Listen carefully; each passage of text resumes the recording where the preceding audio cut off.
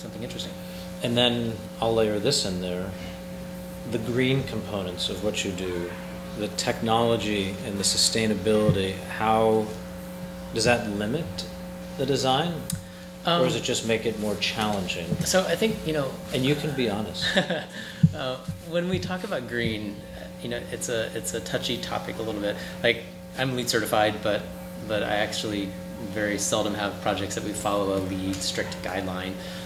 We're much more about local, so we engage local fabricators and artists, and the materiality obviously is important.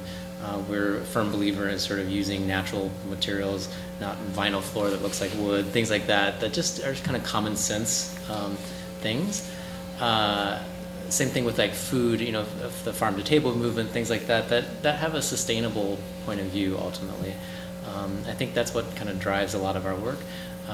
But there are projects that we do embrace technologies like a project we completed recently. There's a water cistern and that collects rainwater, but instead of hiding it up on a roof, we actually made it a centerpiece of the courtyard.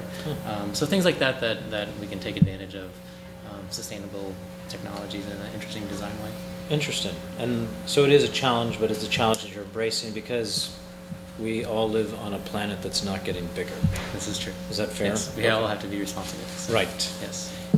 So let's talk about challenges that come with the design of properties outside the U.S. Anything that just pops into your mind? Sure.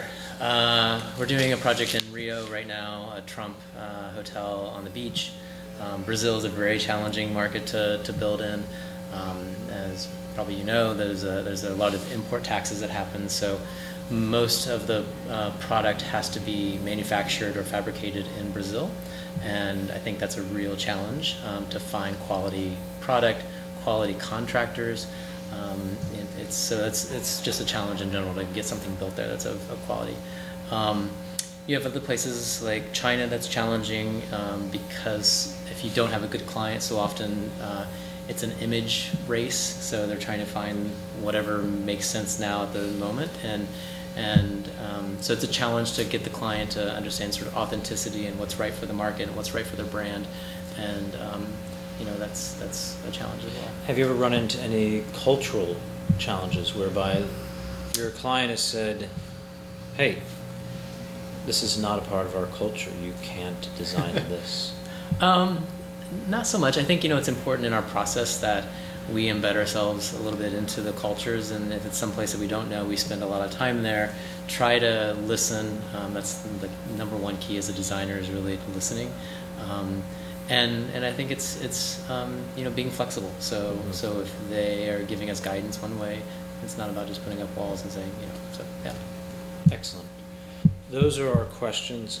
Thank you very much, Greg, for joining us at the ILC. Again, I'm Eric Warner with the ILC and Eagle Point Hotel Partners. See you soon.